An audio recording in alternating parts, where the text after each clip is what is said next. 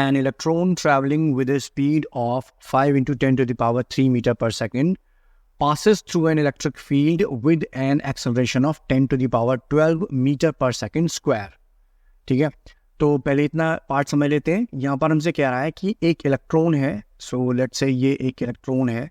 ठीक है, ये ट्रैवल कर रहा है, ये लेट्स से इस डायरेक्शन में ट्रैवल कर रहा है. ठीक है, और इसकी जो स्पीड है अभी जो हमको इसकी जो गिवन स्पीड है यानी कि दैट इज u, वो हमको दी हुई है 5 into 10 to the power 3 metre per second. ये हमको उसकी इनिशियल स्पीड दी हुई है. अब जैसे ये इलेक्ट्रॉन एक इलेक्ट्रिक फील्ड में पहुंचता है, सो लेट्स से ये एक इलेक्ट्रिक फील्ड है, ये यूनिफॉर्म इलेक्ट्रिक फील्ड है. ठीक है, अब जो इलेक्ट्रिक फील्ड है वो इसको पर फोर्स लगाएगा. ठीक है, क्योंकि चार्ज है, इलेक्ट्रॉनिक चार्ज होता है, इलेक्ट्रॉन पर नेगेटिव चार्ज होता है. इलेक्ट्रिक फील्ड इसके ऊपर फोर्स लगाएगा. जैसे इलेक्ट्रिक फील्ड इस पर फोर्स लगाएगा तो इसकी स्पीड बढ़ जाएगी.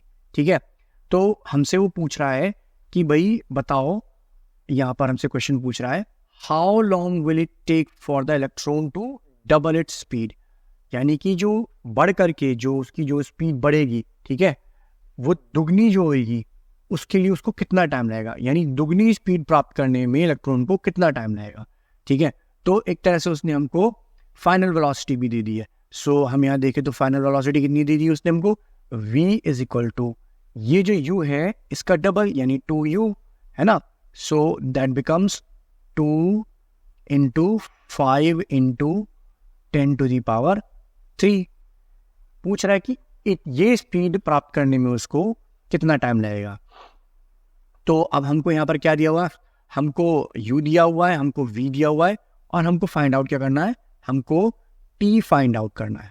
तो अगेन हम यहाँ पर अपनी इक्वेशंस लिखते हैं और ये जानने की कोशिश करते हैं कि हम उनमें से कौन सा रिलेशन यूज़ करेंगे. अब एक चीज़ और हम उससे पहले लिख लेते हैं. उसने हमको दिया हुआ है acceleration. Acceleration is equal to 10 to the power 12 meter per second. 12 meter per second. ठीक है, तो एक्सेलरेशन देखते के साथ ही हमें पता चल जाना चाहिए कि भाई इस क्वेश्चन में हमारे को काइनेमेटिक इक्वेशंस का यूज़ करना है. सो काइनेमेटिक इक्वेशंस कह दें या हम इक्वेशंस ऑफ एक्सेलरेटेड मोशन कह दें. सो क्या है वो, v is equal to u plus a t, v is equal to u plus a t, s is equal to u t plus half a t square, half a t square, and v square is equal to u square plus 2as. तो आप लोग जब भी इन questions की practice करें तो हमेशा ना काइनेमेटिक इक्वेशंस को एक साइड में लिख जरूर लें. हर क्वेश्चन को सॉल्व करते वक्त काइनेमेटिक इक्वेशंस को एक साइड में लिख लें और उन इक्वेशंस में से ये खोजने की कोशिश करें कौन सी वाली इक्वेशन जो है हमारे क्वेश्चन में हमारे आंसर को दे सकती है. ठीक है, तो जैसे अब मैं यहाँ पर खोजने की कोशिश करता हूँ कि भाई मेरे को यहाँ पर u दिया हुआ है, मेरे को यहाँ पर v दिया हुआ है, मेरे को यहाँ पर a दिया हुआ है और मुझसे यहाँ पर t पूछा गया. तो ऐसा कोई रिलेशन, ऐसी कोई इक्वेशन इन तीनों में जिसमें u, a और v का इस्तेमाल होकर के t निकल जाए. तो देखो अगर हम इसको देखें, इसमें तो t, इस वाली में तो t है ही नहीं. इस वाली में t है बट मुझको इसके लिए डिस्प्लेसमेंट चाहिए होगा जो कि मेरे पास नहीं है यहाँ पर. ठीक है, अब बची सिर्फ मेरे पास ये एक equation v is equal to u plus a t. ठीक है, इसका यूज़ करके मैं बड़े आराम से यहाँ पर t फाइंड आउट कर सकता हूँ. तो मैं लिख लेता हूँ v is equal to u plus a t. तो सबसे पहले मैं यहाँ पर t का फॉर्मूला बना लेता हूँ. सो t इज इक्वल टू, ठीक है, u इधर जाएगा तो v माइनस यू हो जाएगा, v माइनस यू अपॉन में a. सो ये t का फॉर्मूला बन गया. बस इसी में मुझे यहाँ पर ये वैल्यूज़ को पुट करना और मेरा आंसर निकल जाएगा. तो मैंने यहाँ पर इन वैल्यूज़ को पुट किया.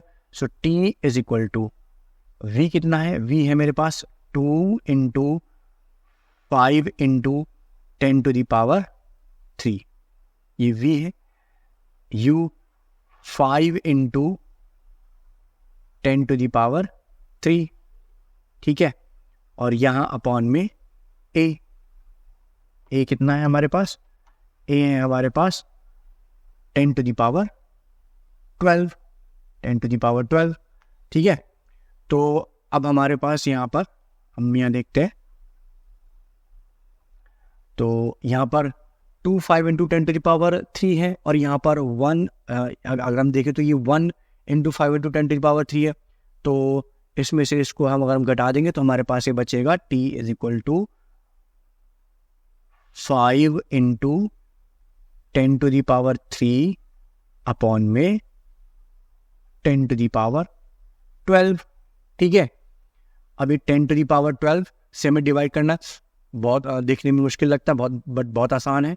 इस 10⁻12 को हम ऊपर ले जाएंगे, ठीक है, और जब भी जैसे ही हम इसे ऊपर ले जाएंगे इसकी पावर का साइन चेंज हो जाएगा। तो 5 इंटू 10⁻³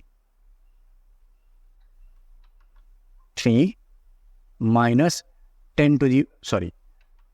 इंटू 10⁻−12।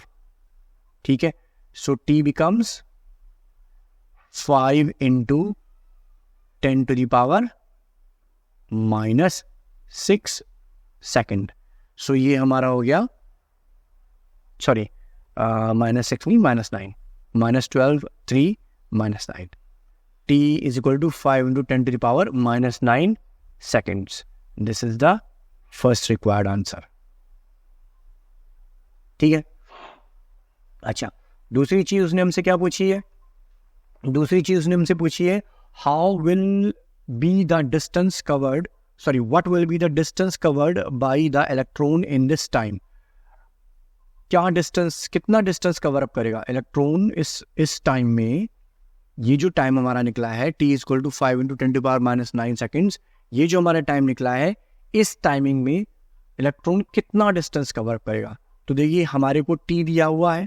अब हम फिर से यहाँ पर इन अपनी इक्वेशंस को देखते हैं और चेक करते हैं कि हम कौन सी इक्वेशन यूज़ करेंगे। तो हमारे को t दिया हुआ है, ठीक है, हमारे को u दिया हुआ है, हमारे को v दिया हुआ है, ठीक है, हमारे को a दिया हुआ है। तो हमारे को u दिया है, अब देखिए यहाँ पर u दिया है, t दिया है, a दिया है, हमको सिर्फ s निकालना है। इसका मतलब हम सिंपली इस इक्वेशन का यूज करके अपना s निकाल सकते हैं। ठीक है, तो कर लेते हैं।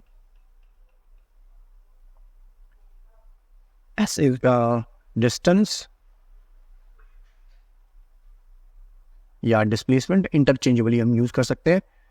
डिस्प्लेसमेंट, ठीक है, तो कितना होगा, s is equal to u t plus half a t square, u t plus half a t square. ठीक है, तो हम यहाँ पर क्या करते हैं, s is equal to u हमारा कितना था, u था हमारा 5 इंटू 10⁻3, u है हमारा 5 इंटू 10⁻3, 5 इंटू 10⁻3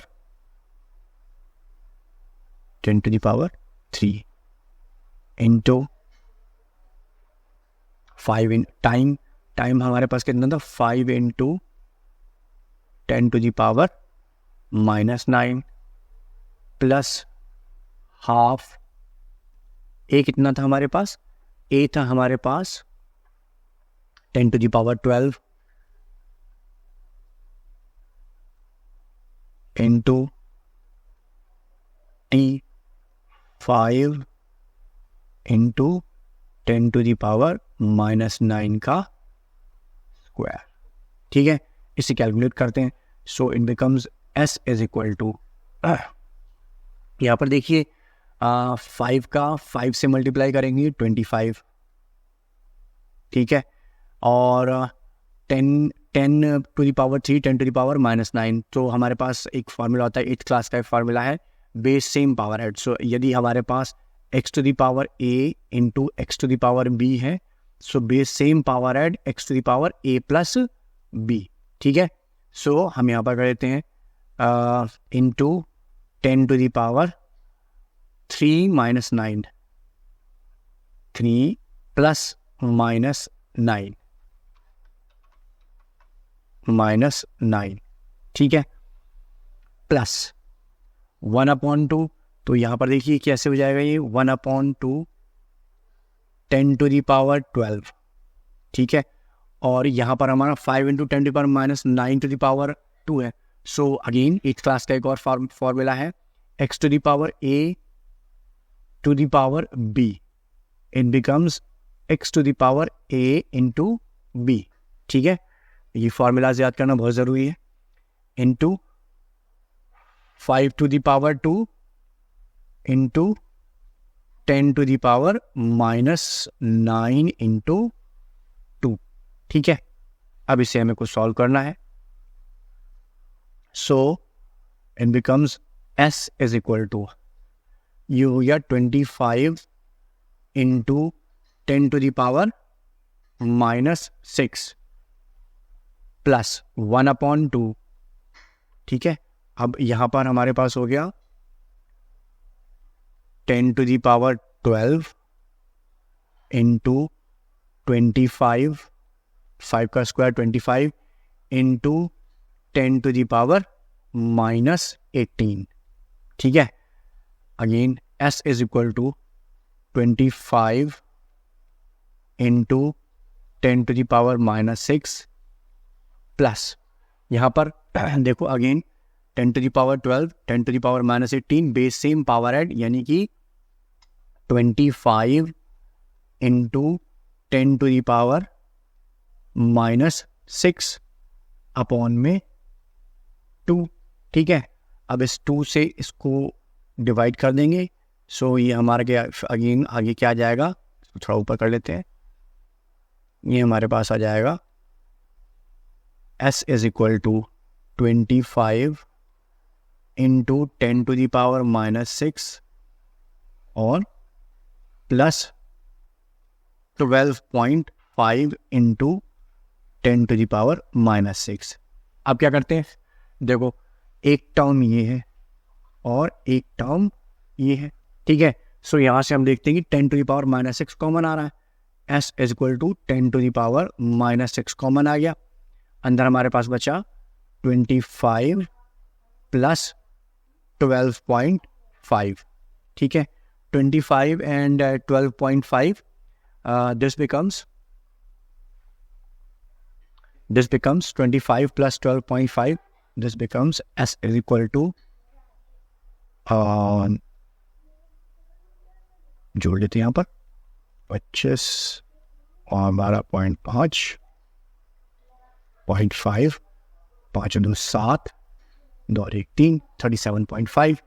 तो ये हमारा हो गया 37.5 इंटू 10 to the power -6।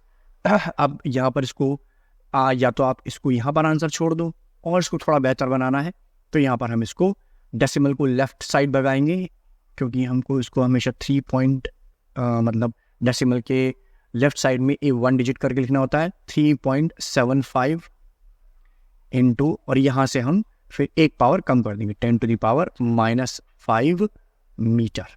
सो ये हमारा हो गया second answer, second required answer. Thank you.